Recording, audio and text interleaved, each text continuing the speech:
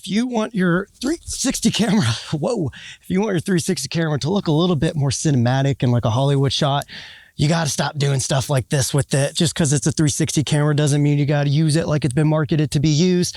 So let's go over how you can make this look like a Hollywood quality cinema camera, specifically more like a Hollywood type of shot, not a camera itself, but you know, the title works and you guys clicked it, so.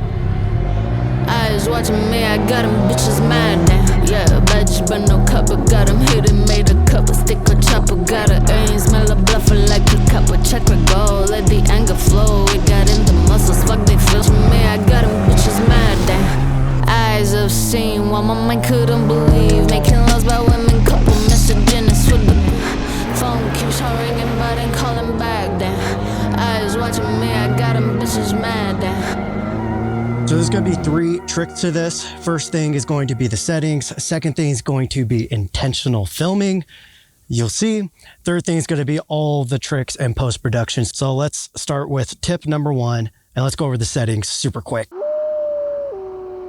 So we're just gonna click on the settings over here, and the first thing we need to do is click on that Pro mode. This is going to unlock some more advanced features, but again, the way DJI lays out all their stuff, it's incredibly user-friendly. First, most important thing is our color.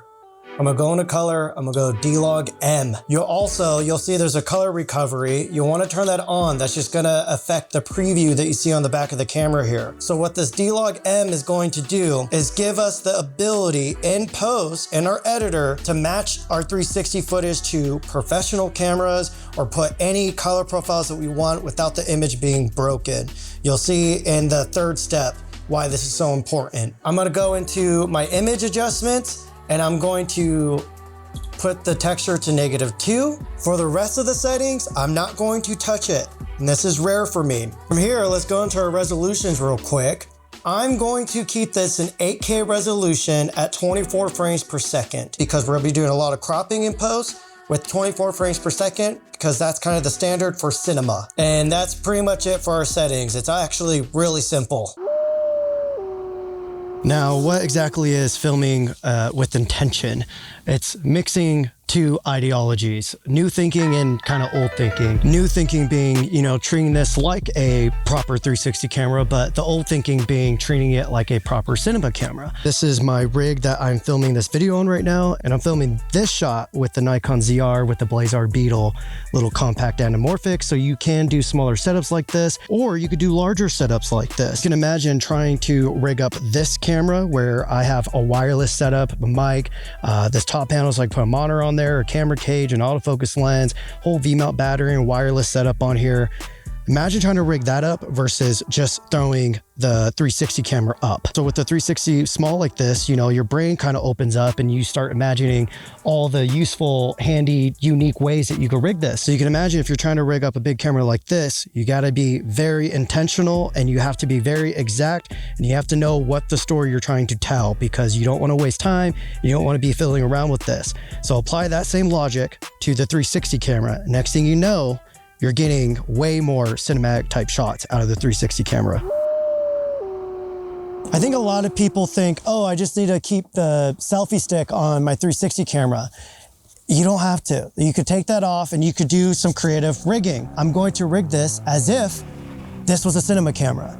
I've done a lot of rigging with my cinema camera on my Bronco over here, a lot of gimbals and just crazy setups, and we need ready rigs, like these things that hold the cameras up because they're like 30 to 50 pounds. When it comes to this, obviously it's way easier.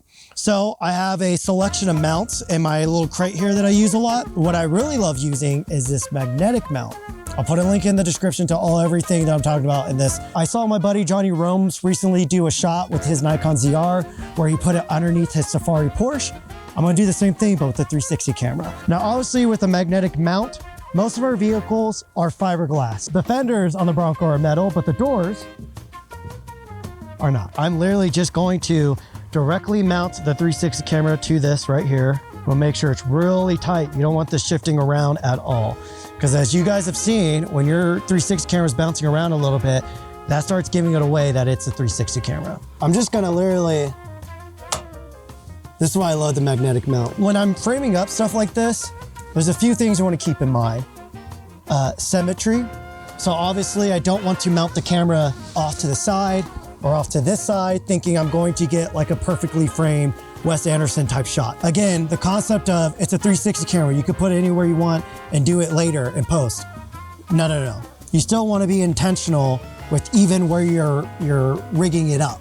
So I'm pretty dead center here. And so I'm pretty confident in post, I'll be able to get like a cool Wes Anderson locked off shot. You're gonna be able to see my rear axle kind of pivoting as we're off-roading. Now, this is a little bit dangerous because if we hit any rocks or anything gets kicked up, it could smash the lens. So we do have to be kind of careful, make sure, I'm not doing anything too reckless. Now, what's gonna be cool is I am going to be able to open up my DJI Mimo app. I'll be able to see what's happening on my phone screen here. This is what's beautiful about 360 camera, especially with this, because again, we have a 1-inch square sensor on here. We're getting some of the best image quality out there on the market right now with 360 cameras. From the back of the phone here, I can literally, like, this is so freaking sick. You can see Jericho filming me right there, and then that's me right there. I could zoom in, I could zoom out, and we are rolling, and you can see it's even picking up audio and all of that. We are hitting a lot of weeds. Our exposure looks good. It's crazy. We see everything below the Bronco and we can still see the sky. Okay, this thing is gonna be getting smacked like crazy. That lens is taking a beating, guys. It looks clear from the back of here still, honestly. So dog is getting tossed around. Moment of truth. You guys can see it got pretty dusty. I'm shocked. We hit a bunch of weeds. I don't see one scratch on this lens. How is that possible? Am I crazy? This is the biggest worry with 360 cameras, is messing up the lens. We literally hit a ton of bushes and weeds and stuff. I totally thought that was gonna scratch the lens. There's not a single mark on this lens. I know a lot of people are worried because DJI didn't do interchangeable lenses, which would be cool. Personally, I'd rather not deal with that, but obviously, if you're filming something epic and the 360 shot's important, being able to change the lens out. But knowing that I just hit a shit ton of weeds, dirt being kicked up at it, and there's not a single scratch, not even a mark. So the whole point of that was just to show you guys that wasn't on a selfie stick, that wasn't us spinning it or trying to do anything crazy. It was purely just locked off.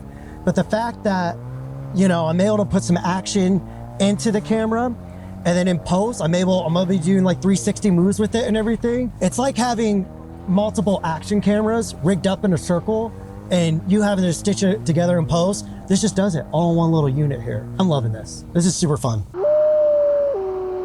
right, guys, we're losing some daylight here, but I really want to show you guys the difference on how people would traditionally use this 360 camera versus how I would use it in their circumstance. So I'm just gonna drive and use the selfie stick to stick it out.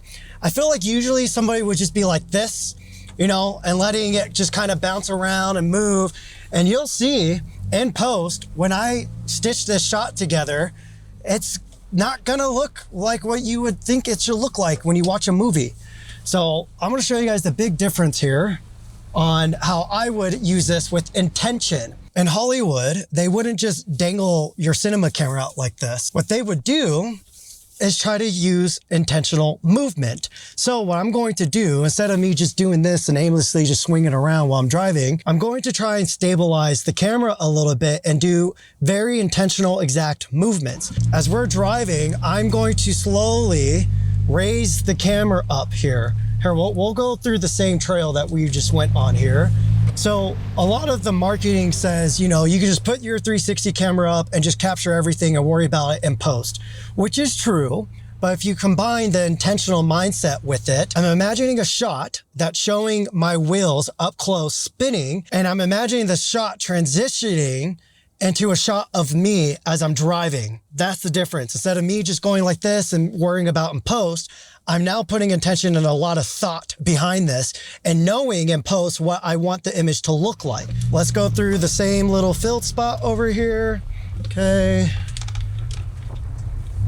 So, I'm gonna get close to the wheel here, and then I'm gonna slowly start raising it up.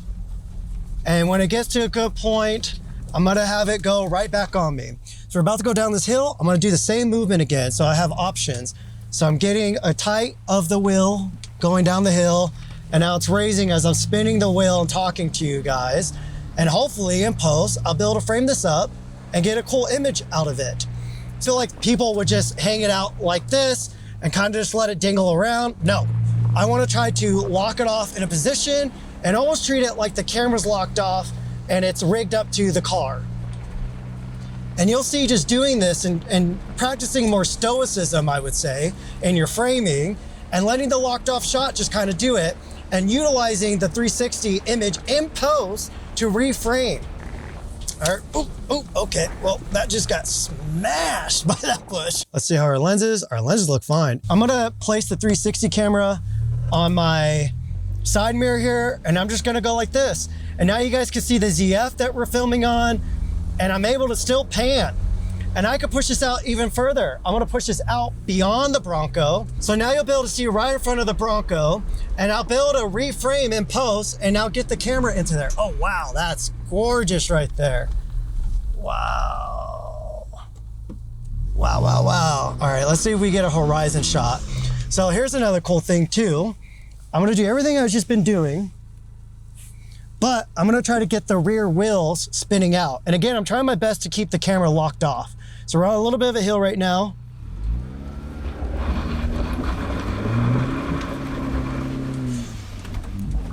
There we go. So again, the big difference, there's a few things here. One, I'm making sure I'm not just dangling the camera out and swinging it around, because in post, when I'm trying to reframe it, you're gonna see all that motion in there, and it doesn't feel intentional. It feels random. And that's one of the reasons why, 360 shots tend to look like 360 shots and not a little bit more cinematic.